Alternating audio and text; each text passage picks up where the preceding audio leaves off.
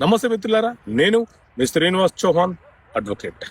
మిత్రులారా, ఒక కేసులోని విషయం ఏంటి అంటే, ఒక వ్యక్తి ఒక స్టీల్ ఇండస్ట్రీలో పనిచేస్తున్నాడు.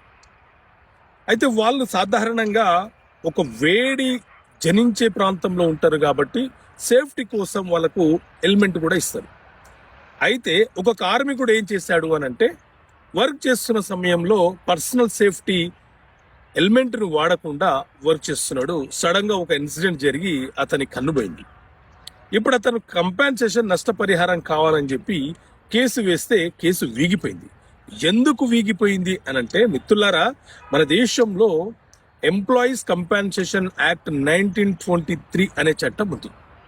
ఈ చట్టంలోని సెక్షన్ 3 సబ్సెక్షన్ 1 ఏం చెప్తుంది అని అంటే, ఎప్పుడైనా సరే ఒక కార్మికుడు, ఒక ఉద్యోగి ఆల్కహాల్ సేవించి లేకపోతే డ్రగ్స్ను సేవించి తన ఉద్యోగ బాధ్యతలను నిర్వర్తిస్తున్న క్రమంలో లేదా కంపెనీ పర్సనల్ సేఫ్టీకి సంబంధించిన సౌకర్యాలు కల్పించిన నిర్లక్ష్యం వహిస్తూ విధులను నిర్వర్తిస్తున్న క్రమంలో ఏదైనా ఒక ఇన్సిడెంట్ జరిగి అతనికి ఏదైనా గాయం అయితే కంపెనీ వారికి నష్టపరిహారం చెల్లించే బాధ్యతను కలిగి ఉండదు అని ఈ చట్టం